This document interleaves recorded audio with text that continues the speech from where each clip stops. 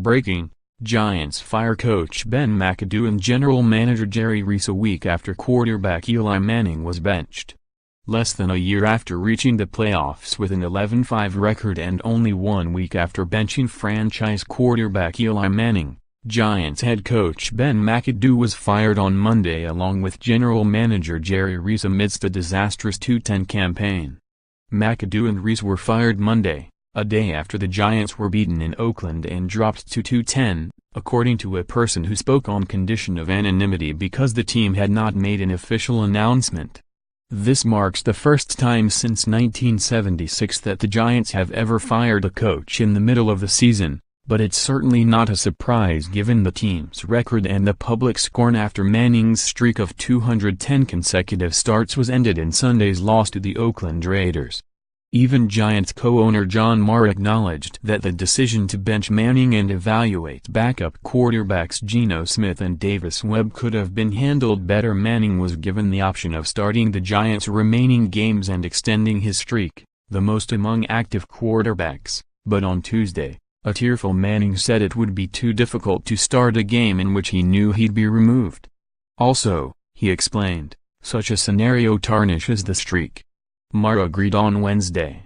"I think if he's playing well in the first half, we're winning the game. It looks like we've got a chance. The offense is clicking. I would argue then keep him in the game," Mara said. "But having him definitively come out at the end of the first half, I can understand why he would object to that. It was presented the way Ben thought it ought to be presented," Mara continued. "And could we have done it differently? I guess you argue that we could have, yes." Mara was asked about Reese and McAdoo last week, but did not want to comment.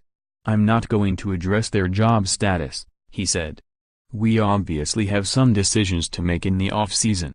Obviously Mara did not wait until the off-season, and instead named defensive coordinator Steve Spagnuolo the team's interim coach while the team searches for Reese and McAdoo's replacements. Fan reaction to Manning's benching was immediate, with many calling for Reese and McAdoo to be fired, something that happened less than a week later. The Giants were already been eliminated from playoff contention and currently have 19 players on injured reserve. Was Mara surprised by the outpouring of support for Manning, who many felt deserved better treatment? "Yes and no," Mara said Wednesday. "I expected there was going to be an emotional reaction from fans. I would say it's been a little in excess of maybe what I had expected. But given what he has meant to our franchise and to so many people for so long, it's understandable." McAdoo posted a 13-16 record since being promoted to head coach from offensive coordinator in 2016. His firing is the first mid-season head coaching move by the Giants since Bill Arnsparger was replaced 7 games into the 1976 season by John McVay.